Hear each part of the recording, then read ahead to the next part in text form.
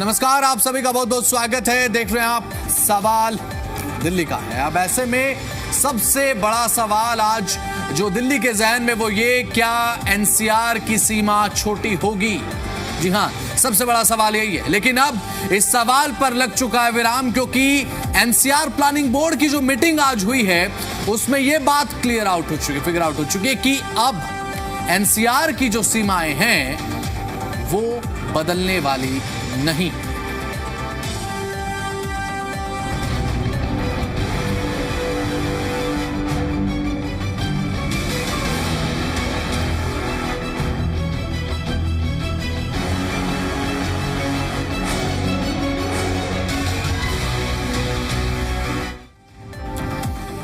तो जैसा कि हमने शुरुआती स्टेटमेंट में पूछा सवाल, क्या एनसीआर में कोई बदलाव होगा?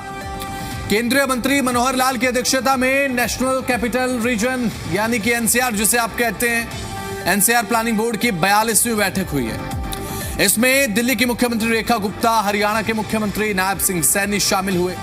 अब एनसीआरपीबी बैठक में बड़ा फैसला यह रहा कि भाई एनसीआर की सीमा अब छोटी नहीं होगी।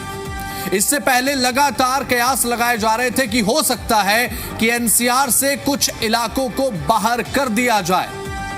एनसीआर से कई जिले बाहर हो सकते हैं हरियाणा के। लगातार चर्चा इस बात की थी, लेकिन अब ऐसा नहीं होगा। BS 1, 2, 3 गाड़ियां बंद होंगी और साथ ही 2 महीने में रीजनल प्लान 2041 आने वाला है। इसके मायने आखिर क्या है? इसी पर अहम सवालों के साथ मैं चर्चा की शुरुआत करूं, लेकिन उससे पहले यह रिपोर्ट आप देखिए। दिल्ली एनसीआर को विकास के पथ पर लाने के लिए आयोजित बहुप्रतीक्षित national capital regional planning board की बैठक हुई। मीटिंग में केंद्रीय मंत्री मनोहर लाल, दिल्ली की मुख्यमंत्री रेखा गुप्ता और हरियाणा के सीएम नायब सिंह सैनी के अलावा यूपी और राजस्थान के प्रतिनिधि भी शामिल हुए। बैठक में राष्ट्रीय राजधानी क्षेत्र का दायरा कम करने का प्रस्ताव नामंजूर कर दिया गया। एनसीआर के क्षेत्र में कोई परिवर्तन नहीं होगा। दरअसल हरियाणा सरकार ने 5 जिलों को एनसीआर से बाहर करने का प्रस्ताव रखा था। हालांकि बोर्ड में तय हुआ कि जो एरिया पहले से एनसीआर में है वही आगे भी रहेगा।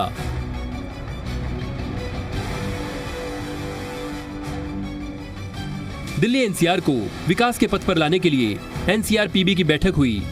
एनसीआरपीबी की बैठक में केंद्रीय मंत्री मनोहर लाल मौजूद रहे। दिल्ली की सीएम रेखा गुप्ता और हरियाणा के मुख्यमंत्री नायब मौजूद रहे। National capital region planning board की मीटिंग में कई अहम निर्णयों पर सहमति बनी।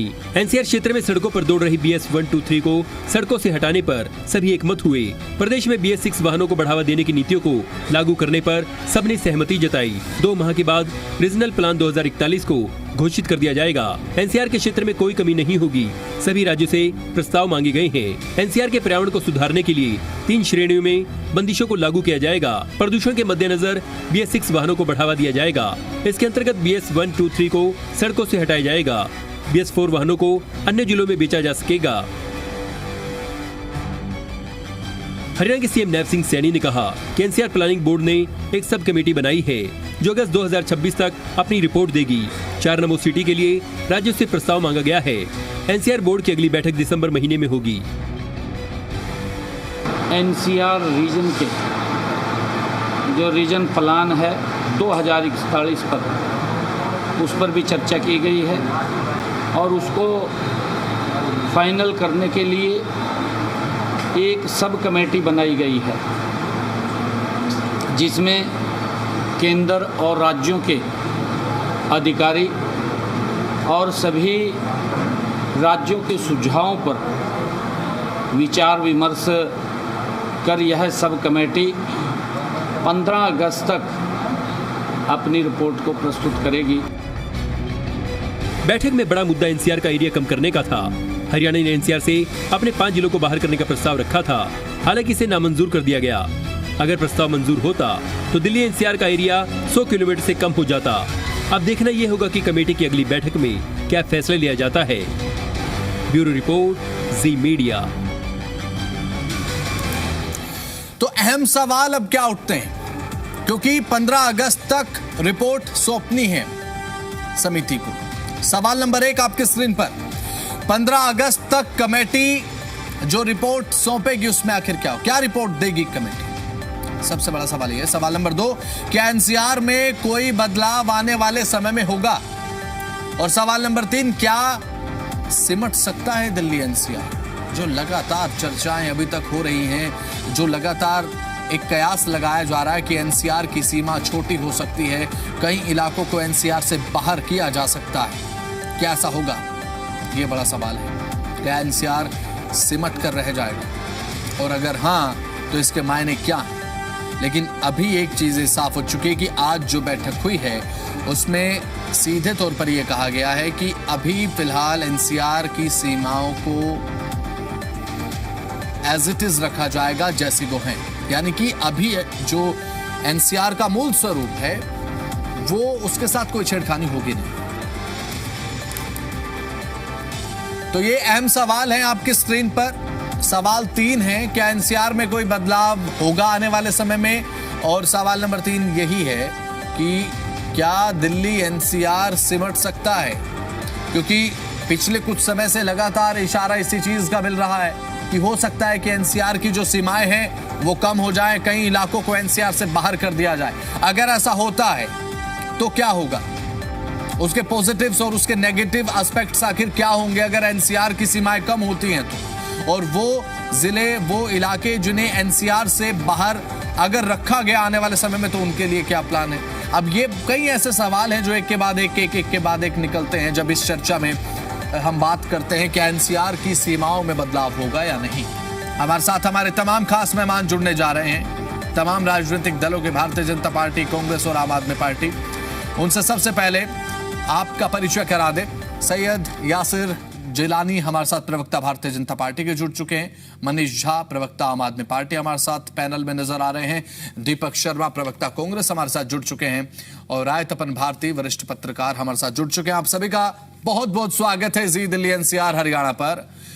अब जिलानी जी, सबसे पहले तो मैं आप ही की तरफ आना चाहूंगा क्योंकि सर लगातार चर्चा इस बात की थी, आज सुबह तक हम लगातार यही सोच रहे थे क्या एनसीआर की सीमाएं घटेंगी, क्या आज की सबसे बड़ी खबर यही होगी कि एनसीआर की सीमा छोटी हो गई। लेकिन अभी फिलहाल जो अपडेट है कि एनसीआर की जो सीमाएं हैं उसका जो मूल स्वरूप अभी है आज के समय में एट प्रेजेंट उसे एज इट इज रखा जाएगा। देखिए आज क्लियर धर्मराज जी जो बात सामने आई है, बसंत बात कर रहा हूं, बसंत शर्मा। मेरी आवाज आ रही है जी?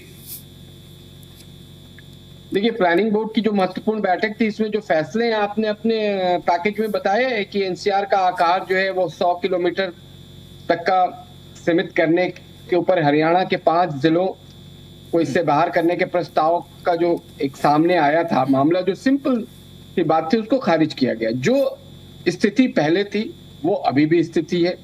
एनसीआर का दायरा जो पहले था वो अब भी रहेगा और आगे भी रहेगा। हरियाणा के जो जिले हैं जिस पे चर्चा हुई थी, उस पे किसी तरह की कोई अभी डिसीजन नहीं है, ये कंफर्म मैं आपको बता दूं।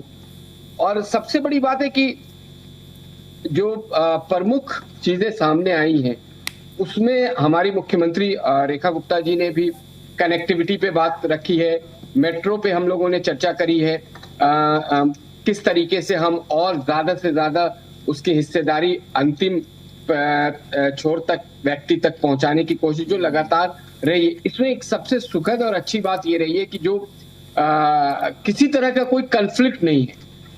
जो मीटिंग में बात हुई है सब उसको माना गया है और उसको आगे बढ़ाने के लिए उसके विकास की क्या प्रक्रिया आगे अपनाई जाएगी उसको लेके करी गई है। ये मुख्यतः चर्चा का विषय था उस पे। और आप अगर देखेंगे, मेरी आवाज आ रही है क्या? जी, आपकी आवाज मिल पा रही है सर, बताइए।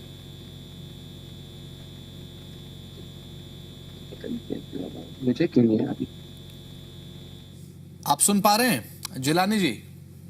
चलिए एक बार फिर से जुड़ने का प्रयास करेंगे, जो फ्रेम है वो नहीं मिल पा रहा है। अब मनीष झा प्रवक्ता आम आदमी पार्टी लगातार हमारे साथ जुड़े हुए हैं। सर, अगर अभी फिलहाल एनसीआर की सीमाओं में बदलाव की जो बात आज सुबह तक थी, लेकिन बैठक में पूरे तरीके से क्लेरिफाई हो गया कि भाई एनसीआर की सीमाओं को छेड़ा नहीं जाएगा, इसे किस तरीके से आप देखते हैं? बसंत जी नमस्कार, आप जी के तमाम दर्शकों को मैं अभिनंदन करता हूं। बसंत जी, आपने जो विषय रखा है कि एनसीआर के जो नेबरिंग डिस्ट्रिक्ट्स हैं या जो बॉर्डर्स हैं उसको छेड़ा नहीं जाएगा या बदलाव होगा, ये तो आने वाले तय समय रिपोर्ट में 15 अगस्त को जो समिति रिपोर्ट सौंपेगी उसमें बिल्कुल क्लियर हो जाएगा। और ये एक पॉलिसी मैटर है जो कि समयबद्ध तरीके से होते रहता है। जिस प्रकार से आप विकसित भारत 2040-47 की बात करते हैं या दिल्ली मास्टर प्लान की बात करते हैं, तो वो एक रूटीन पॉलिसी मैटर है, वो तो होता रहेगा। लेकिन जो सबसे अहम सवाल है, एक दिल्ली वाला होने के नाते, एक पॉलिटिकल मेंबर होने के नाते, मैं आपके माध्यम से एक सवाल पूछना चाहता हूं। क्या ये जो मास्टर प्लान है, ये जो दिल्ली एनसीआर का जो चर्चा हम लोग इस पर कर रहे हैं, क्या इसके होने या ना होने से हर दिल्ली वाले को शुद्ध पीने का पानी मिल जाएगा? दिल्ली क्या प्रदूषण मुक्त हो पाएगी? ये मेरा अहम सवाल है, जो दिल्ली को दिल्ली के इंद्रप्रस्थ के दिल्ली के जो कि देश की राजधानी है, जिसके माथे पर तीनों बॉर्डर्स पर 3 कूड़े का पहाड़ का ढेर है। आप कहीं से भी दिल्ली एंटर करेंगे, चाहे वो गाजीपुर से एंटर करें, चाहे वो भलसवा से करें, चाहे वो ओखला लैंड से करें, तो आपको वो 3 जो कूड़े का जो ये पहाड़ है वो आपको वेलकम करता है, जो कि दिल्ली के माथे पर एक कलंक है। क्या आने वाले समय पर हमें इससे निजात मिल पाएगा? क्या यमुना निर्मल हो पाएगी, यमुना साफ हो जाएगी? हम सभी दिल्ली वासी इस चीजों का बेसब्री से इंतजार कर रहे हैं और उम्मीद करते हैं घट जाती है तो आम आदमी पार्टी को कोई प्रॉब्लम है नहीं, मतलब यही ना? हमें खुशी इस बात से होगी कि हर दिल्ली वाले को पीने का निर्मल जल मिले और दिल्ली जो फ्लड होगा, जो आने वाला मॉनसून है, उसमें दिल्ली डूबे ना। दिल्ली वाले को उनका सांस लेने का शुद्ध हवा मिले, पॉल्यूशन ना हो और शुद्ध पीने का जल हो। हमारे लिए आज और आने वाले समय में ये प्रमुख मुद्दा है और हम सभी चाहते हैं दिल्ली वाले होने के नाते जो भी पॉलिसी वो बनाए या घटाए या बढ़ाए, वो एक पॉलिसी मैटर्स होगा। लेकिन हमें ये जो मूलभूत सुविधा है इससे वंचित ना रखा जाए, इस पर राजनीति ना किया जाए। ठीक है, दीपक शर्मा प्रवक्ता कांग्रेस हमारे साथ लगातार पैनल में बने हुए हैं। अब शर्मा जी, मुझे ये बात समझाइए कि अब एनसीआर की सीमाओं को लेकर लगातार चर्चा, आपके पास आऊंगा मैं, अभी जिलानी साहब आपके पास मैं लौटूंगा, एक बार मैं शर्मा जी से प्रतिक्रिया ले रहा हूं। अभी फिलहाल शर्मा जी, ये जो मामला चल रहा है, एनसीआर की सीमाओं को क्या घटाया जा सकता है, एक संशय है सभी के मन में। हालांकि आज की जो मीटिंग रही उसके बाद ये तो क्लियर हो गया है, जिलानी साहब ने भी क्लियर कर दिया है कि भाई एनसीआर की सीमाओं में देखिए कोई बदलाव नहीं देखने को मिलेगा। लेकिन दिल्ली पर इसका असर आप क्या देखते हैं, इसके पॉजिटिव और नेगेटिव इंपैक्ट एक दिल्ली वाला होने के नाते किस तरीके से आप देखते हैं कि दिल्ली पर पड़ेंगे अगर एनसीआर घटता है, या फिर जो इसका मूल स्वरूप है अगर उसके साथ कोई छेड़छाड़ नहीं भी होती है तो? जी बसंत जी, आपको नमस्कार। जी दिल्ली एनसीआर के सभी दर्शकों को मेरा नमस्कार। जब भी कोई भी योजना अगर आप देखें कहीं शुरू होती, और अगर खास करके दिल्ली के परिप्रेक्ष्य में अगर आप देखें, तो एक आम जन जो होता है, जो एक आम नागरिक होता है, उसके मन में एक सवाल होता है। सवाल क्या होता है कि क्या उसे बेहतर शहर मिलेगा, उसके जीवन में क्या आमूलचूल परिवर्तन आएगा, क्या सुविधाएं मिलेंगी, जमीन पर उसको क्या डिलीवर होगा। क्योंकि जब भी कोई योजनाएं आती हैं तो वो एक पैकेजिंग में होती हैं, सुन के बड़ा अच्छा लगता है कि अब बहुत बड़ा परिवर्तन आने जा रहा है, उनके जीवन के अंदर भी बहुत परिवर्तन होगा, उन्हें बहुत सुविधाएं मिलेंगी, परिवहन का जो ढांचा है वो पूरा ढांचा बदल जाएगा और उनके जीवन के अंदर बहुत सुगमता आ जाएगी। लेकिन सवाल इस बात का आता है कि कई बार आप देखेंगे कि राजनीतिक विषय नहीं, आप देखेंगे कोई भी योजनाएं होती हैं उनका कार्यान्वयन बहुत महत्वपूर्ण होता है। और अगर आप देखें, अगर जिस विषय के अंदर आप बात कर रहे हैं, आप उस विषय को लेते हैं, उस विषय में आप पूछ रहे हैं कि क्या फर्क पड़ेगा, ये हालांकि एक हाइपोथेटिकल अभी क्वेश्चन होगा, लेकिन अगर इसका हाइपोथेटिकल जवाब भी अगर हम दें, एक बात से सभी लोग सहमत होंगे कि दिल्ली के अंदर अगर आप देखें, आज दिल्ली के ऊपर लोड बहुत है। आप जिस तरह से अगर देखें, सुविधाओं की कमी है कहीं ना कहीं, और इस बात को राजनीतिक पटल पर लगातार चर्चा की जाती है कि दिल्ली के ऊपर लोड बहुत है। चाहे अगर हम सीवरेज की बात करते हैं तब भी यही बात आती है कि सीवरेज इंप्रूव नहीं हुआ और जनसंख्या लगातार बढ़ी। तो आज एक बहुत बड़ा विषय ये भी है कि आप कुछ भी परिवर्तन अगर करते हैं तो आपको ये भी देखना होगा कि इसके ऊपर दिल्ली के ऊपर क्या प्रभाव पड़ेगा, स्पष्ट रूप से परोक्ष रूप से इसके अंदर क्या प्रभाव पड़ने वाला है। क्योंकि अगर आप अगर एनसीआर की बात करते हैं लिमिट्स की, तो वो स्पष्ट रूप से कहीं ना कहीं दिल्ली के अंदर स्पष्ट रूप से एक असर अपना डालती है। तो आज अभी की स्थिति में हम ये केवल कहना चाहेंगे कि बेहतर प्लानिंग जो हो रही है, जो भी होगी, उसमें कई सारे मसले हैं। आज सबसे बड़ा विकल्प, अगर प्रश्न और विकल्प की बात करें हम, तो दिल्ली के सामने क्या है? दिल्ली के सामने एक बहुत बड़ी समस्या जो है प्रदूषण है, और प्रदूषण के अंदर भी अगर आप देखेंगे बेहतर नियोजन अगर है तो वो भी एक अपने आप में, जो पर्यावरणविद हैं वो भी अपने आप में इस बात को कह चुके हैं कि अगर आप लगातार अगर बिल्डिंग्स भी एक दिशा के अंदर आप बनाते हैं तो उस दिशा की हवा प्रभावित होती है और उससे प्रदूषण बढ़ता है। तो ये बहुत एक अपने आप में बहुत बड़ा विषय है, इसके पर गहन अध्ययन होना चाहिए और इसके विषय में जो भी रिपोर्ट आती है उसके बाद में आप कुछ कहने की स्थिति में आते हैं। ठीक है, आपके पास में लौटूंगा। रायतपन भारती जी लगातार वरिष्ठ पत्रकार हमारे साथ बने हुए हैं।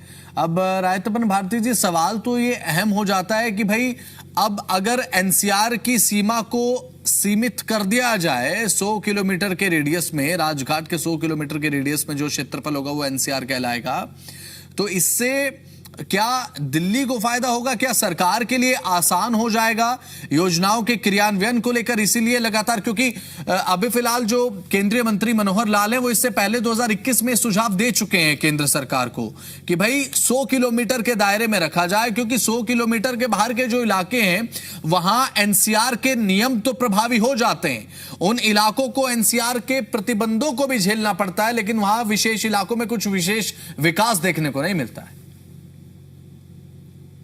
देखिए, ये कौन सी लॉबी इस तरह का इंटरेस्ट ले रही है कि एनसीआर के एरिया से 5 जिलों को निकाला जाए? मुझे लगता है कि कोई बहुत स्ट्रांग लॉबी है जो इसके पीछे लगी हुई है, क्योंकि दो सेक्टर बहुत प्रभावित होगा एनसीआर बोर्ड से अलग करने पर, उनको लाभ होगा। एक तो ट्रक लॉबी है, एनसीआर में करीब 1,81,000 के करीब ट्रक है। इनमें से मान लीजिए कि इन 5 जिलों में कम से कम 40-50 ट्रक होंगे। इसके अलावा दूसरी लॉबी है फैक्ट्री वालों की, जो पॉल्यूशन फैलाते हैं। तो इनके कंडीशन बहुत कड़े हैं एनसीआर के लिए, कि जैसे आपको पीएनजी का ही कनेक्शन लेना होगा, आपको जो दूसरे सिस्टम जो आपके फैक्ट्री को चलाने का वो हटाना पड़ेगा। तो पीएनजी लगाने में क्या नुकसान है? पीएनजी जहां जहां लगा है वहां पॉल्यूशन कंट्रोल में रहा है। तो ये अच्छा है कि एनसीआर बोर्ड ने आज इस पर फैसला नहीं लिया। अब 15 अगस्त को आएगा तो उसमें ये जो अनुशंसा हरियाणा सरकार ने की है उस पर क्या फैसला आता है नहीं आता है। इसमें एक बहुत बड़ी खबर जिस पर आज चर्चा होनी चाहिए, 4 नमो सिटी बनाने का प्रपोजल ये फेडरल गवर्नमेंट की ओर से आया, जिस पर एनसीआर बोर्ड ने विचार किया।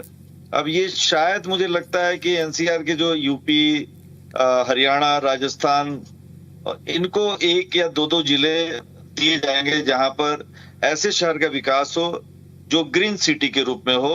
और इनके पास ये जब शहर सेलेक्ट हो जाएगा तो वहां पर ये आरटीएस जैसी ट्रेन को कनेक्ट किया जाएगा, ताकि सरकार का दावा है कि आधे घंटे में वो लोग दिल्ली में आ सकें, अपने कामकाज कर सकें, अपने बाकी चीजों का पर्यटन कर सकें, जो भी करना चाहते हैं। तो अच्छा प्रपोजल है। इसे मैं चाहता हूं कि दिल्ली में जो आबादी का दबाव है वो घटना चाहिए, क्योंकि 2 करोड़ से ऊपर की आबादी होने का मतलब है कि परेशानियों का जंजाल बढ़ाना। और जब आसपास के शहर अच्छे ढंग से बसेंगे तो लोग, दिल्ली के लोग अपने आप नए शहर की ओर खिसक जाएंगे।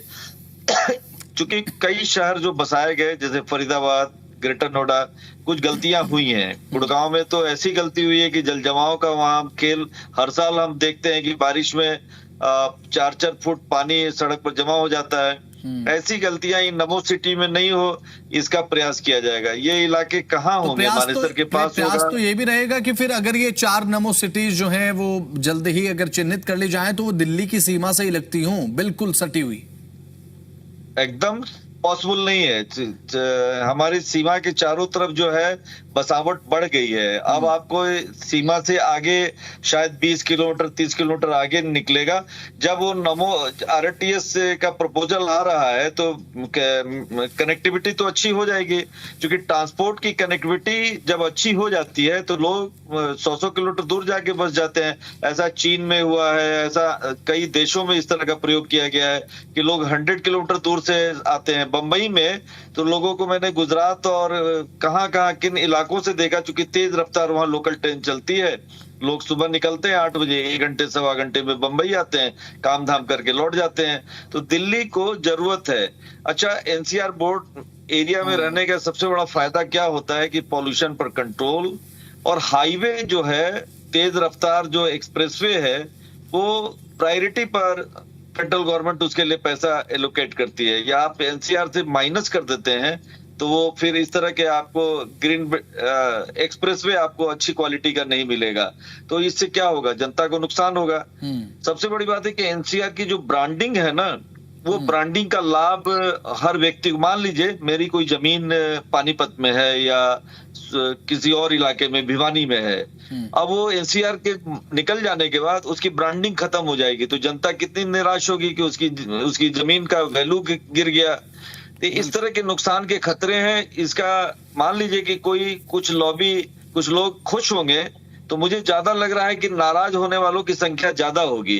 अच्छा, आपको ये नमो सिटी का जिक्र मैं इसलिए कर रहा हूं कि नमो सिटी टॉप प्रायोरिटी पर डिसीजन लेने की जरूरत है, वक्त बर्बाद करने की जरूरत नहीं है। जितनी जल्दी हो सके उसके नक्शे को पास करें, तभी एनसीआर के नक्शे को घटाने से काम नहीं चलेगा कि आप 1.25 किलोमीटर या 55,000 किलोमीटर का दायरा आता है एनसीआर के इलाके में। 55,000 किलोमीटर के दायरे का मतलब है कि इस इलाके का शानदार विकास होता रहेगा। इसके लिए फेडरल गवर्नमेंट अच्छी राशि देगी। इस तरह के हमको सुविधाओं का लाभ उठाना चाहिए। ठीक है, आपके पास तपन भारती जी लौटूंगा। हमारे साथ लगातार रियासत गिलानी जी भी हैं। अब जिलानी जी, अभी फिलहाल जिस तरीके से पूरा घटनाक्रम देख रहे हैं, आज बैठक हुई, बैठक में हालांकि साफ कर दिया गया कि अभी जो मूल स्वरूप है एनसीआर का वो एज इट इज रहेगा, लेकिन अब केंद्रीय मंत्री मनोहर लाल, जिन्होंने मुख्यमंत्री बनने के बाद तुरंत ये बात कही थी कि भाई एनसीआर में जींद जिले को शामिल कर लिया जाए, लेकिन उसके कुछ ही समय के बाद 2021 में उन्होंने एक बात कही, और वो बात मेरा ध्यान खींचती हुई नजर इसलिए, क्योंकि मैं कह रहा हूं मेरा ध्यान आकर्षित उस बात पर इसलिए हुआ क्योंकि उन्होंने कहा कि एनसीआर में 100 किलोमीटर के दायरे में जो क्षेत्र पड़ते हैं वही रहने चाहिए। सुझाव के रूप में भी सेंट्रल गवर्नमेंट को उस समय जब मुख्यमंत्री थे मनोहर लाल, अब केंद्र में मंत्री, ये बात कही थी, क्योंकि 100 किलोमीटर से बाहर अगर कोई इलाका है वहां प्रतिबंध तो एनसीआर के हैं, लेकिन उसके बाद वहां पर विकास उतनी गति से नहीं है जितनी एक्सपेक्टेशंस होती हैं। देखिए, ये तो उस राज्य के ऊपर डिपेंड करता है कि वो अपने उस क्षेत्र का विकास किस मॉडल के तहत, किस मानक मापदंड को तय करके करता है। ठीक है, लेकिन आज जो हम चर्चा कर रहे हैं उसमें जो मुख्य बिंदु पे जो सबसे ज्यादा फोकस रखा गया है, उसमें रीजनल कनेक्टिविटी, दिल्ली पर बढ़ती जनसंख्या व बुनियादी ढांचों के दबाव को कम करने की आवश्यकताओं पे भी चर्चा हुई है, जोर दी गई है। एनसीआर के विभिन्न शहरों को एकीकृत परिवहन नेटवर्क पर आधुनिक शहरी सुविधाओं से जोड़ने के प्रयासों का भी समर्थन किया है। दिल्ली सरकार ने जो क्षेत्रीय योजना है 2041 का जो रीजनल प्लान है, उसको भविष्य की जरूरत के अनुरूप महत्वपूर्ण बताया है, जिसपे चर्चा हुई। जिस अभी जो हमारे मित्र पैनलिस्ट बता रहे थे कि जिस एनसीआर में 4 नमो सिटी की जो मुख्य बिंदु पे बैठक में लिए गए जो प्रमुख फैसलों का मुख्य बिंदु था, वो 4 नमो सिटीज है। इन शहरों के विकास के लिए 5,000 करोड़ की राशि उपलब्ध कराई जाएगी, ये बात भी चर्चा का विषय उसमें रही है। इसमें राज्यों के जो प्रस्ताव आमंत्रित किए जाएंगे, उसमें प्रतिस्पर्धा और विकेंद्रीकृत विकास को बढ़ावा दिया जाएगा। ये एक महत्वपूर्ण बिंदु है। भविष्य में जो बार बार ये बात आ रही है कि जो बढ़ती शहरी आबादी को ध्यान रखते हुए नए आर्थिक और आवासीय केंद्र विकसित किए जाएंगे, इस पे भी चर्चा की गई है। अब मनोहर लाल जी ने जो बात कही थी, उस पे भी चर्चा कर लेते हैं। देखिए, उन्होंने ये सारी बातें जब रखी हैं, एनसीआर में जो तेजी से बढ़ती, बात सही कह रहे थे अभी हमारे मित्र पैनलिस्ट जो हैं, कि किस तरीके से आबादी बढ़ रही है, किस तरीके से डे बाय डे जो कनेक्टिविटी वाले शहर हैं, मान लीजिए दिल्ली से जो जुड़ा हुआ है इंदिरापुरम का इलाका, नोएडा का इलाका, फरीदाबाद का इलाका, गुड़गांव का इलाका, वो वहां दबाव बहुत बहुत ज्यादा बढ़ गया है। तो उसको आधार बनाते हुए लेकिन एक एनसीआर की अपनी प्लानिंग है, एक अपनी व्यवस्था बनाई गई है, उसी आधार पे सारी चीजें प्रमुख तरीके से चयनित करके काम किया जाएगा। अब 100 किलोमीटर के दायरे की जो बात बार बार आ रही है कि उन शहरों पे जो चर्चा आई थी, उन शहरों पे इस वक्त आज की जो चर्चा हुई है, या मुझे लगता है कि जो आने वाले 15 अगस्त की जो बात आ रही है कि उसमें जब मीटिंग होगी और उसमें भी इस बिंदु का ध्यान दोनों मुख्यमंत्री रखेंगे। देखिए एनसीआर की सीमाओं को लेकर तो हम लगातार बात कर रहे हैं। आम आदमी पार्टी के प्रवक्ता से अभी मैंने सवाल किया एनसीआर की सीमाओं को लेकर, वो ये लगातार बात कहते नजर आ रहे हैं कि एनसीआर के क्षेत्र में विकास की रफ्तार की बात आप कर रहे हैं, दिल्ली में मूलभूत सुविधाएं नहीं है। बसंत जी देखिए, आम आदमी पार्टी या विपक्ष जब इस तरह के मुद्दे आते हैं, जो प्लानिंग है, जो व्यवस्था परिवर्तन के लिए बात होती है, उसमें राजनीति ना ढूंढे। अब वो कूड़े के पहाड़ की बात कर रहे हैं तो आने वाले अरे सुन लीजिए, अरे सुन लीजिए, आप भ्रष्टाचारी लोग हैं, कुछ नहीं कह सकते। आपको सिर्फ भ्रष्टाचार दिखता है जो पंजाब में हालत आपने करी, दिल्ली के लोगों ने। देखिए बसंत जी, अगर इस तरह की डिबेट करेंगे मैं इनके टेन्योर में बिल्कुल खामोश बोलने नहीं दूंगा। मनीष झा जी एक सेकंड, क्या बात कर रहे हैं बैठ के? मनीष झा जी एक सेकंड, मनीष झा जी एक सेकंड सर, आपके पास आऊंगा, अपनी बार में बोल लीजिएगा। अपनी जब आपकी बारी आएगी प्लीज बोल लीजिएगा। अभी फिलहाल बोलने दीजिए। ईडी पार्टी वाले ऐसा क्यों कर रहे हैं, ऐसा क्यों बोल रहे हैं, किस हैसियत से बोल रहे हैं? ये बुराड़ी वाले एमएलए पहले संभाल लो, किस तरीके से बिल्डिंग माफिया बना हुआ है। जब सच्चाई बात छोड़ दो, जब सच्चाई सामने आती है तो अभी पूरी बात सुनो। मनीष झा आम आदमी पार्टी प्रवक्ता सर, प्लीज एक सेकंड, एक बार बात पूरी होने दीजिए, उसके बाद जो आपका काउंटर वो आप प्लीज रखिएगा। जिलानी साहब बताइए। व्यवस्था की बात कर रहा है, एनसीआर के समग्र और संतुलित विकास के लिए रीजनल प्लान सामने आया है। क्रियान्वयन की गति देने पे कितनी तेजी से इसकी गति दी जाए, कैसे सहमति बने, अभी हमारे जो मित्र थे पहले जो बात कह रहे थे वो इसी पे चर्चा कर रहे थे। और ये चर्चा करने की जरूरत है, इसमें एक्सपर्ट के साथ बैठने की जरूरत है। ये विस्तृत चर्चा का विषय है, ये राजनीतिक विषय से थोड़ा अलग है।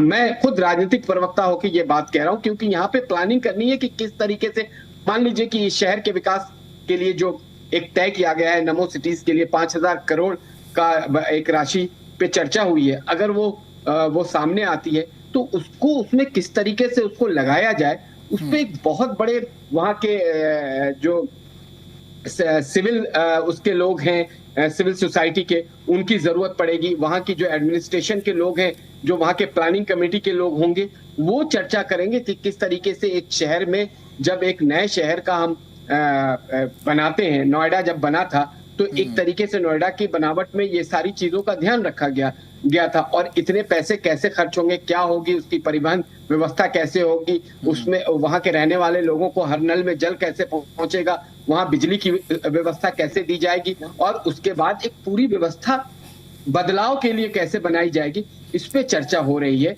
इस पे बात चल रही है। चर्चा तो हो रही है, फाइलें भी साइन हो रही हैं, लेकिन वो उन फाइलों को जब ग्राउंड पे उतारा जाए जब ही तो उसका कुछ फायदा होगा।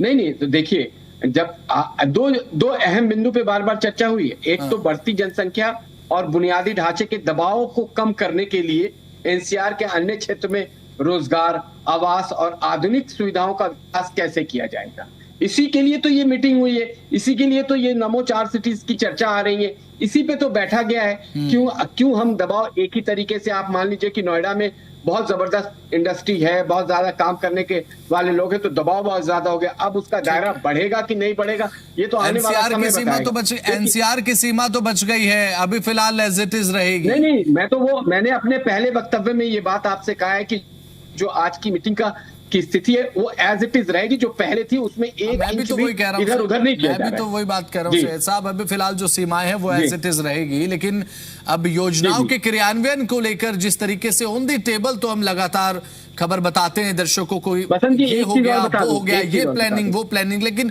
ऑन ग्राउंड एग्जीक्यूशन कब होगा? आपके पास मैं लौटूंगा जिलानी साहब, हम आम आदमी पार्टी प्रवक्ता मनीष झा की तरफ जा रहा हूँ, आपके पास मैं लौटूंगा। मनीष झा बोलेंगे। मनीष झा साहब बताइए। बसंत जी, मैं आपको बताता हूँ, कुछ साल पूर्व एमसीडी में 3 मेयर हुआ करते थे दिल्ली में। नॉर्थ एमसीडी होता था, साउथ एमसीडी होता था, एसडीएमसी, ईडीएमसी हुआ करता था। ईडी पार्टी वालों ने उसे तीनों को ज्वाइन करा कर आज 250 पार्षद हैं और 1 मेयर हुआ है दिल्ली का। उन्होंने इसके बदले प्रयोग हुआ था। आज प्लीज मुद्दे पर रहिए। मैं मुद्दे पे हूँ। प्लानिंग और अर्बन डेवलपमेंट से ही रिलेटेड चीज है जो एनसीआर की बात कर रहे हैं, ठीक उस पर क्योंकि ये सबसे जितने भी लोग दिल्ली एनसीआर में रहते हैं उनसे जुड़ा हुआ मुद्दा है और बेहद संजीदा मुद्दा है। तो मैं बताना चाहता हूं, उन्होंने हवाला दिया था कि जब एक मेयर रहेगा तो काम अच्छे से होगा, क्रियान्वयन तरीके से होगा। मैं आपको बताता हूं, MCD municipal corporation of development जो दिल्ली की है उसका सिर्फ एक ही काम है, साफ सफाई।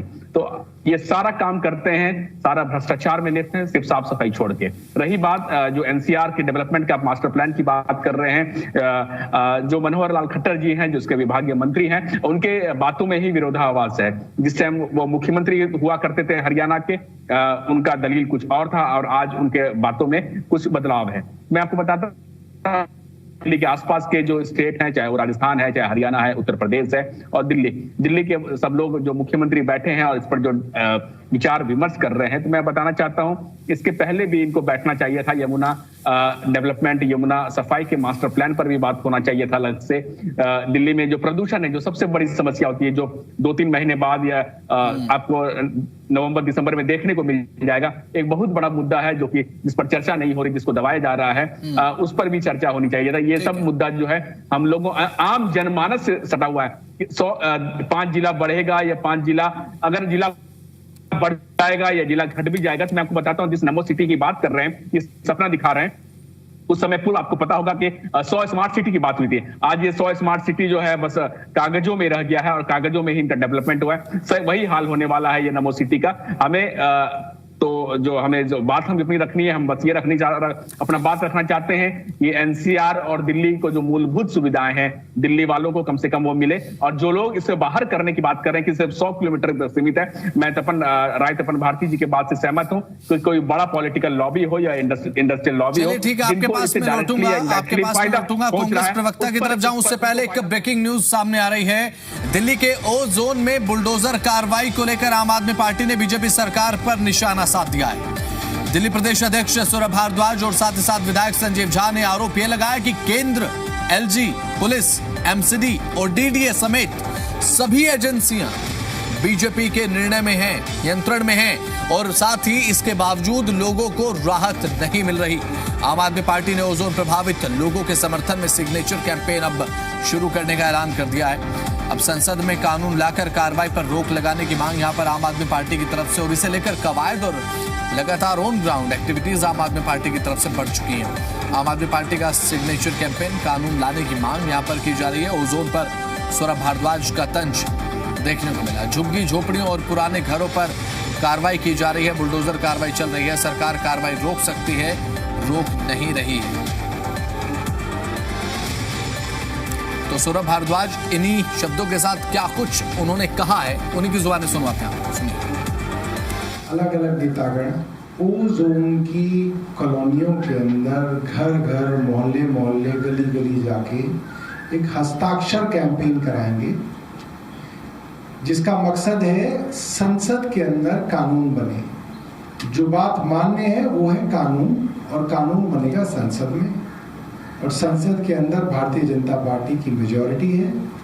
इसलिए ये कैंपेन हम लोगों से करा के भारतीय जनता पार्टी को कहेंगे कि आप संसद में कानून लाइए और ओ जोन को उसी तरीके से प्रोटेक्शन दीजिए, संरक्षण दीजिए, जिस तरह से दिल्ली स्पेशल प्रोविजंस एक्ट के अंदर अनऑथराइज्ड कॉलोनीज को संरक्षण है। तो लगातार अब चर्चा एक इस बात की भी है, ओजोन को लेकर निशाना साधते हुए नजर आ रहे हैं आम आदमी पार्टी के नेता। बहरहाल अब चर्चा पर वापस लौटते हैं। जिस तरीके से लगातार हमारे खास मेहमान हमारे साथ बने हुए हैं कांग्रेस की तरफ से, लगातार कांग्रेस प्रवक्ता शर्मा जी हमारे साथ हैं। अभी फिलहाल दीपक शर्मा जी, मामला अभी फिलहाल एनसीआर को लेकर डिस्कस हम कर रहे हैं। एनसीआर की सीमा तो एज इट इज है, लेकिन एनसीआर बड़ा होने के नाते अभी फिलहाल, क्योंकि एक बड़ा स्वरूपी एनसीआर का, छोटा तो हुआ नहीं, आज की इस जो बैठक रही उसमें साफ हो गया, स्वरूप तो बड़ा ही है, लेकिन इसका जो फायदा दिल्ली की आबादी को, दिल्ली की व्यवस्थाओं को मिलना चाहिए था कि एनसीआर बड़ा है तो दिल्ली की व्यवस्थाएं थोड़ा सुधरेंगी, योजनाओं का क्रियान्वयन बेहतर होना चाहिए, वो है या नहीं है? जी प्रसन्न जी, मैं आपने जो प्रश्न किया, मैं उसका संदर्भ में आपको नरेला का एक उदाहरण देना चाहता हूँ। ये तो हाइपोथेटिकल क्वेश्चन नहीं है ना? नहीं, हाइपोथेटिकल नहीं है, तो स्पष्ट मैं आपको आंसर दे रहा हूँ इसका। बिल्कुल बिल्कुल। नरेला के अंदर आप देखेंगे, डाटा उठा के देखें कि नरेला के अंदर जब विकास स्टार्ट हुआ था तो उस समय फ्लैट्स बने थे, लगभग 45,000 फ्लैट्स तो उस समय कांग्रेस के समय में बने थे वहां पर। लगातार वहां पर एक बात चल रही कि नरेला के अंदर लगातार पॉपुलेशन बढ़ेगा और वहां पर अब जो है कहीं ना कहीं लोग आगे की तरफ बढ़ेंगे, वहां पर रिहाइश बढ़ेगी। लेकिन हुआ क्या, अगर आप देखें आज भी लगभग 50% फ्लैट्स लगभग ऐसे होंगे तो अलॉट नहीं हुए या फिर सोल्ड नहीं हुए। लेकिन सवाल इस बात का, हम बात कर रहे हैं अभी नमो सिटीज की बात हो रही, चर्चा हो रही, मैं अभी इस पर कुछ कमेंट नहीं करना चाहता। सवाल इस बात का, आप नरेला के अंदर आप जाके देखिए कि बुनियादी सुविधाएं जहां फ्लैट्स की हम बात करते हैं वहां पर काफी लोग इसलिए नहीं गए क्योंकि वहां पर कुछ समस्याएं थी, चाहे पानी की समस्या हो, चाहे परिवहन कनेक्टिविटी की बात हो। तो सवाल इस बात का कि जब आप नरेला के अंदर इतने समय के बाद कोई परिवर्तन नहीं ला पाए, तो सवाल इस बात का आने वाले समय के अंदर कौन सी योजनाएं किस तरह से कार्यान्वित होंगी, किस तरह से आएंगी, उसमें बहुत सारे किंतु हैं, बहुत सारे परंतु हैं, उस पर बाद में रिएक्शन होगा। सवाल इस बात का, नरेला के ऊपर क्या ध्यान है, केवल वहां के लिए अनाउंसमेंट से बहुत सारी हुई, लेकिन आज अगर आप देखें स्थिति, मैं केवल डाटा से बात करता हूं, कितने फ्लैट्स खाली हैं। अगर वो खाली हैं तो क्यों खाली हैं? जब एक व्यक्ति दिल्ली से बाहर जाने के लिए तैयार है लेकिन वो रहने के लिए तैयार नहीं है, ऐसा क्या कारण? इतने फ्लैट्स वहां खाली पड़े, क्यों खाली पड़े?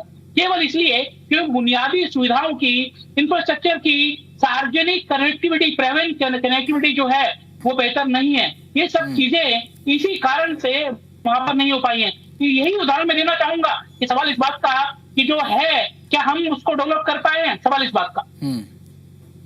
चलिए ठीक है, आपके पास मैं लौटूंगा। रायतपन भारती जी लगातार हमारे साथ है। सर, एनसीआर तो बड़ा ही है, लेकिन जो व्यवस्थाओं का फायदा दिल्ली को वाकई में मिलना चाहिए इस चीज का कि एनसीआर की सीमाओं में बदलाव नहीं हुआ है, क्या वो मिल रहा है या फिर अभी इस पर और ज्यादा काम करने की जरूरत है?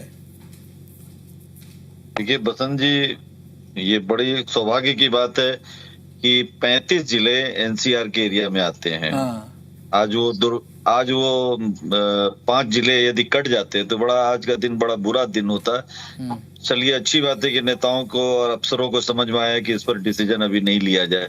शायद 5 जिले हटाने की हिम्मत नहीं होगी क्योंकि इसके पीछे पॉलिटिकल आंदोलन भी हो सकता है। मैं ये समझना चाहता हूँ एनसीआर की जो जिलों में जो फ्लैट बने, मकान बने, सोसाइटी बनी, सेक्टर बने, उनका रिव्यू क्यों नहीं करता है एनसीआर प्लानिंग बोर्ड?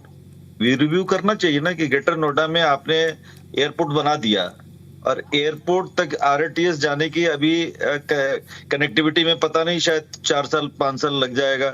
उसे फरीदाबाद से भी कनेक्ट करना है, उसे दिल्ली से भी कनेक्ट करना है, उसे गाजियाबाद से भी कनेक्ट करना है। अच्छा, एक चीज बताइए, मनोहर लाल खट्टर बहुत इंटरेस्ट ले रहे हैं इसमें कि 5 जिले हट जाएं, बाकी जगहों पर इंटरेस्ट क्यों नहीं ले रहे हैं? शहरी विकास पर, शहरी विकास के वो अर्बन डेवलपमेंट के मिनिस्टर हैं, बहुत पावरफुल ये विभाग है, का बहुत इसके ऊपर जिम्मेदारी है कि एनसीआर से लेके तमाम शहरों का विकास किया जाए। जितने मेट्रो का निर्माण हो रहा है भारत में, उसमें उन्हीं का मंत्रालय है जो कंट्रीब्यूशन देता है। एक ऐसे नियम में हम गाजियाबाद शहर को फंसा दिया गया है, पिछले 15 साल से वैशाली से मोहन नगर का कनेक्शन नहीं जोड़ा जा रहा है, क्योंकि उसमें क्या है, ई बट लगा दिया गया है कि सेंटर तो फंड देगी लेकिन यूपी सरकार फंड नहीं देगी। यूपी सरकार का कहना है कि जीडी और नगर निगम देगा, दोनों कंगाल है। भैया क्या दिक्कत है? 7 लाख करोड़ का बजट बनाने वाली यूपी सरकार यदि 1000 दे देगी तो आप जो हमारी कनेक्टिविटी में जो प्रॉब्लम है, सोनीपत से कैसे कनेक्ट किया जाए, पानीपत तक अभी जाने की बात हो रही है आरटीएस की, इसके ऊपर फंडिंग की व्यवस्था की जाए जिससे कि इनका विकास तेजी से हो। यहाँ आबादी बढ़ चुकी है। आप इनका हाल, जो मैं द्वारिका के इलाकों में या उत्तम नगर के इलाकों में जाता हूँ, इतनी सघन आबादी, घनी आबादी दिखती है कि 10 फीट से ज्यादा चौड़ी सड़क नहीं है। तो नए शहरों का बुरा हाल नहीं होना चाहिए, आप उनको बेहतर बनाइए। और 4 नमो सिटी ले आएंगे। नमो सिटी ले आएंगे तो आपको उस पर डिस्कशन करिए, इस पर टीवी पर भी बात होनी चाहिए कि नमो सिटी कैसा बनना चाहिए। क्या हम गुड़गांव जैसी गलती करेंगे, क्या हम ग्रेटर नोएडा जैसी गलती करेंगे? कुछ बेहतर बनाने के ऊपर प्लान होना चाहिए। शहरी ढांचा को बचाना बहुत जरूरी है। ये प्लानिंग 2041 की क्यों बात कर रहे हैं आप? 2045 की बात कीजिए, 2047 की बात कीजिए, और बहुत लंबा समय इसमें बर्बाद करने की जरूरत नहीं है, क्योंकि आप जितना देरी करेंगे उतना ही बजट कॉस्ट बढ़ जाएगा। क्योंकि मैंने अभी जो जिक्र किया आपको थोड़ी देर पहले कि वैशाली से मोहन नगर का जो मेट्रो का कनेक्शन नहीं दे रहे हैं, वो 300 करोड़ या 400 करोड़ का बजट अब 1200 करोड़ पार कर गया है। क्यों पार कर गया? समय गुजरता चला गया, महंगाई बढ़ती गई, सीमेंट और सरिया का दाम बढ़ता गया। तो यदि हम प्लानिंग में देरी करेंगे, 2041 का प्लानिंग को पास करने में 1 साल 2 साल लगाएंगे। अब मुझे बहुत अच्छा लग रहा है कि जी दिल्ली हरियाणा के मंच पर इस पर बहस हो रही है। शायद हम लोग की बात मनोहर खट्टर जी तक पहुंचे तो उन्हें विचार करना चाहिए कि नए शहर बसाने के पहले जो वर्तमान में जो शहर हैं, फरीदाबाद, गुड़गांव, सोनीपत, नोएडा, गुड़गांव, गाजियाबाद, इन शहरों में जो कमियां हैं, जैसे मैं नोएडा एक्सटेंशन में बहुत सारी आबादी 5 लाख की आबादी रहती है, अभी तक उनको मेट्रो नसीब नहीं हुआ है। उनको मेट्रो कौन देगा? ये मनोहर लाल खट्टर जी की जिम्मेदारी है कि वहां नोएडा एक्सटेंशन को कनेक्शन देने में देरी ना करें। इतनी देरी हो चुकी है। रायतपन भारती जी, आपके पास मैं लौटूंगा और इसी सवाल को कैरी फॉरवर्ड कर रहा हूं मैं। अब सैयद गिलानी जी हमारे साथ लगातार हैं। अब यासिर गिलानी जी, अब ये जो पूरा का पूरा घटनाक्रम इस समय देखने को मिला है, जो बात यहाँ पर रायतपन भारती जी ने कही वो मुझे बिल्कुल ठीक लगी। मैं राब्ता रखता हूँ इस बात से, इत्तेफाक भी रखता हूँ कि अभी फिलहाल एनसीआर के जो रीजन्स हैं उनको क्या हम अच्छे तरीके से डेवलप अभी तक कर पाए हैं एज कंपेयर टू की कोई फाइल साइन हो गई है, वो किस वजह से अटकी हुई है, या फिर बजट को लेकर कोई प्रॉब्लम है? 4 नमो सिटीज की तो हम बात कर रहे हैं, ये अच्छा मॉडल है, चलिए इसके लिए आपको साधुवाद। हालांकि वो उसे ऑन ग्राउंड आते हुए उसे एग्जीक्यूशन में टाइम कितना लगेगा ये तो समय बताएगा। लेकिन अभी फिलहाल जो करंट सिचुएशन पूरे एनसीआर की मैं बात कर रहा हूं, दिल्ली से अलग, क्या हम उतने अच्छे तरीके से डेवलप कर पाए हैं उन 100 किलोमीटर से ज्यादा दूर वाले इलाकों को जितना होना चाहिए था? बसंत जी देखिए, मैं उस पे आता हूँ। एक सवाल आया था यमुना की सफाई, यमुना के जल को लेके बार बार सवाल उठाए जा रहे थे। आपकी जब दृढ़ इच्छा शक्ति वाली सरकार होती है ना, जो अपना कर्तव्य मान के अपने कार्यक्रमों को जमीन पे क्रियान्वित करती है, तो वो थोड़ा डिफरेंट तरीके से काम करती है और तेजी से काम करती है। दिल्ली में मैं बता दूं श्रीमान को कि अब तक 6485 करोड़ जो 2026-27 का ग्रीन बजट है यमुना सफाई के लिए, सीवेज प्रबंधन के लिए, वो आवंटित किए गए हैं। जो पर्यावरणीय योजनाएं हैं उसका वो सबसे बड़ा हिस्सा है। 1000 करोड़ से अधिक की नई परियोजनाएं मंजूर की गई हैं 2026 में। यमुना पुनर्जीवन, नजफगढ़ नाले की सफाई की सीवेज ढांचे को मजबूत करने के लिए 1000 करोड़ की अधिक की परियोजना को मंजूरी दी गई है। सीवेज ट्रीटमेंट क्षमता बढ़ाई गई है। दिल्ली जल बोर्ड के अनुसार, जो ये मैं इसलिए कोट कर रहा हूं क्योंकि ये जनता तक जाना चाहिए कि क्या काम और कितनी। सर, इसके लिए एक दिन स्पेशल डिस्कशन रख लेंगे। अभी फिलहाल जो सवाल क्या उसका जवाब दीजिए ना। नहीं, उस पे आ जाओ ना। तो ये बार बार जो पूछा जा रहा है तो बता दूं मैं कि ट्रीटमेंट क्षमता जो है वो 707 MGD से बढ़कर 814 MGD की गई। आप पता करें जाके कि किस तरीके से यमुना को अविरल करने के लिए कार्य चल रहा है। और आप पोल्यूशन पे कहेंगे, पोल्यूशन पे भी पूरा डाटा के साथ जो नए STP और DSTP 35 विकेंद्रीकृत STP 12 नए DSTP तथा अतिरिक्त सीवेज उपचार संयंत्रों की योजना पर जो काम चल रहा है, वो जाके देखे ना कैसे गंदे पानी को सीधे यमुना में ना जाने दिया जाए की पूरी जो कोशिश है वो चल रही है। अब हमारे पास 1 साल 3 महीने 27 साल के बाद दिल्ली की सरकार आई है। मैं NCR प्लानिंग बोर्ड की जो आज की स्थिति थी वो मैंने आपके सामने रखी। अब यूपी राज्य में और हरियाणा राज्य का क्या प्लान है, उनकी क्या स्थिति है, उस पर भी चर्चा कर सकते हैं। लेकिन उससे ज्यादा मैं चर्चा कोशिश करूंगा कि मैं दिल्ली के ऊपर रखूं और दिल्ली हमारी सबसे बेहतर बने। हमने दिल्ली 27 साल में यही सुना कि कोई दिल्ली को लंदन बना रहा था, कोई दिल्ली को पेरिस बना रहा था, लेकिन दिल्ली के अंदर दिल्ली कहीं दिख नहीं रही थी, गड्ढे दिख रहे थे। 27 साल में वो गड्ढा मिला, वो हमें एक स्पॉट मिला था नहीं, ये बात तो गिलानी जी, ये बात तो जिलानी जी बिल्कुल सही है आपकी कि भाई दिल्ली को लेकर केंद्रित करना, चलिए ठीक है, लेकिन अब एनसीआर रीजन को जब तक बहुत ज्यादा अच्छे तरीके से नहीं डेवलप किया जाएगा, कैसे दिल्ली कैसे आप ये सोच सकते हैं कि दिल्ली का दबाव कम होगा, चाहे आप ट्रैफिक की कर लें या फिर आप जनसंख्या की कर लें। पिछले एनसीआर रीजन में आप देखा होगा आपने, पिछले 10 सालों में चाहे वो इंदिरापुरम से लेके और गाजियाबाद के एंड तक, हापुड़ से मेरठ तक की कनेक्टिविटी आपने देखी है। रोडवेज का क्या व्यवस्था इस केंद्र की सरकार ने किया है, वो भारत की जनता, दिल्ली और यूपी की जनता के सामने है।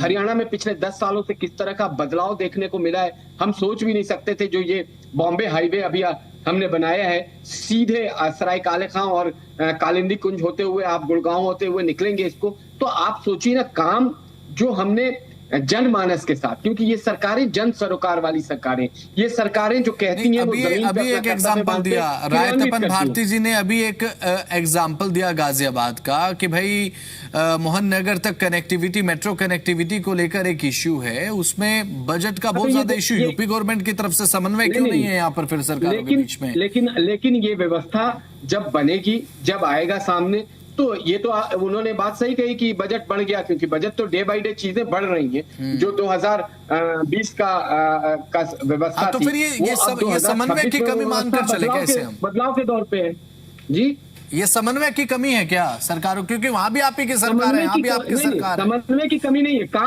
काम देखिए, मैं मेट्रो के ऊपर किसी तरह की कोई ऐसी बात नहीं कहूंगा, मेट्रो लगातार काम कर रहा है। अगर मेट्रो और अभी आपने दिल्ली में काम कर रही है। चलिए ठीक है, आपके पास में रुकूंगा, एक लास्ट कमेंट ले रहा हूं मैं सभी से। मनीष झा साहब, एक लास्ट कमेंट सर। अभी फिलहाल जिस तरीके से पूरी की पूरी कंडीशन है एट दैट मोमेंट एनसीआर के रीजन को लेकर, मनीष झा क्या सोच रहे हैं? अभी एनसीआर का रीजन अगर एज इट इज है तो फिलहाल क्या वो एक डेवलपमेंट का रेट हम क्या टच कर पाए, क्या एक्सेस कर पाए कि भाई एनसीआर का विकास इतना कर दिया जाए कि दिल्ली का दबाव कम हो, लोग ये सोच सके कि हम दिल्ली से बाहर निकलकर दूसरे एरियाज में जा सकते हैं, वो भी इतनी डेवलप है? एनसीआर की बात कर रहा हूं। आज 12 साल से केंद्र की सरकार सत्ते में है, लेकिन उन्हें कभी भी दिल्ली एनसीआर का, उन्होंने उसके प्रेस का, उसके मूलभूत सुविधाओं का, लोग जो वहां पे रह रहे हैं उनको जो प्राइमरी चीजें मिले, इसके बारे में कभी जिक्र नहीं किया, ना सोचा। और आज जब चर्चा हो रही है, जब ये मीटिंग कर रहे हैं, तो खुद जो मनोहर लाल खट्टर जी हैं, जिस टाइम वक्त हरियाणा के मुख्यमंत्री होते थे, उनका बात अलग था, और आज वो अपनी बातों से पीछे हट रहे हैं या दोहरी तरीके की बात कर रहे हैं। हमारा सिर्फ और सिर्फ कंसर्न ये है कि क्या जो अभी जो वर्तमान एनसीआर जो दिल्ली का जो पार्ट है, क्या उन लोगों तक सचमुच में पहुंच पा रहा है, पीने का पानी पहुंच पा रहा है, मूलभूत सुविधाएं नहीं पहुंच पा रहा है। ये जो सरकार है जो 105 नमो सिटी की बात कर रही है, कनेक्टिविटी की बात कर रही है, इन्होंने ना एनसीआर में बड़े हॉस्पिटल्स बनाए, जिससे दिल्ली में एक्चुअली में लोड बढ़ा है दिल्ली में। और ये जो चाहे वो पॉल्यूशन हो, चाहे वो यमुना सफाई की बात हो, चाहे वो स्वच्छ पानी पीने की बात हो, चाहे वो रोड नाली की बात हो, हर मोर्चे पे ये सरकार फेल हुई है। ये सरकार का सिर्फ और सिर्फ ध्यान जो है बाकी सब चीजों पे है। ये वो सरकार है जो जिनको दिल्ली और एनसीआर के जो लोगों को कतई चिंता नहीं, अगर इनको चिंता रहती तो सबसे पहले ये जो प्राइमरी कंसर्न है, स्वच्छ पीने का पानी और स्वच्छ वातावरण, जो पॉल्यूशन है जिसमें पूरी दिल्ली और पेट में आ जाता है, लोग का स्वास्थ्य लाभ नहीं मिल पाता है, उनको तरह तरह की बीमारियां हो जाती है, उस पे इन सब मोर्चों पे सरकार फेल हुई है। तो हमें उम्मीद करते हैं कि इस पर भी बात होनी चाहिए और सरकार जो है इस पर जो प्राइमरी कंसर्न्स को लेकर इसको आगे बढ़ाया जाए। प्रवक्ता की तरफ जा रहा हूं, दीपक शर्मा जी बताइए।